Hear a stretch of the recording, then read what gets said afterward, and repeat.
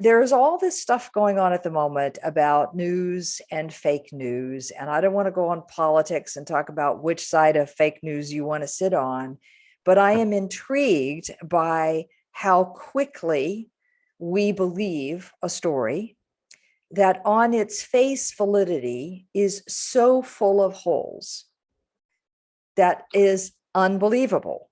Okay.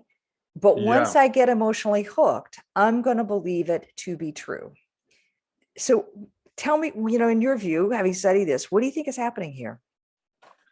Well, there's a couple of things that are going on, and I mean, it's a very important thing, and especially it's a very important thing right now, when so many stories are being floated, politically, economically, whatever, that really just don't make a lot of sense.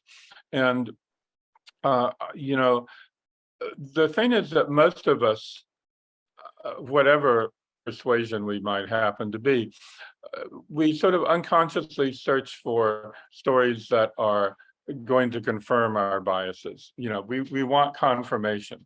And so if we hear something that confirms what we already believe, we're much more likely to pay attention to it and to give it credence than if we hear something that counters it. And this is true of all of us. And it's the thing is that as this happens, as we're doing it, uh, that's how it becomes easier to be led down the garden path, so to speak. To be fed some story that is becomes increasingly apparent that it's not only untrue but absurd.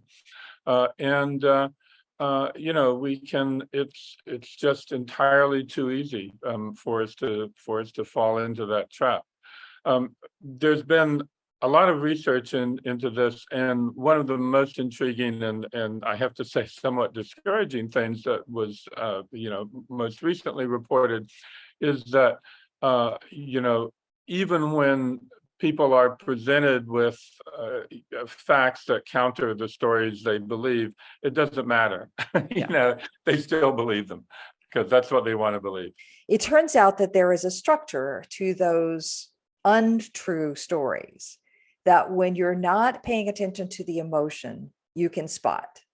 But the secret is to not get hooked by the emotion. And one of the things that marks them is they incite emotion almost immediately. Alarm, like how could somebody allow this to happen to a child, or something that touches you. And then from there, you stop to see the logic of what's going. So that's a whole other topic for another day, Frank.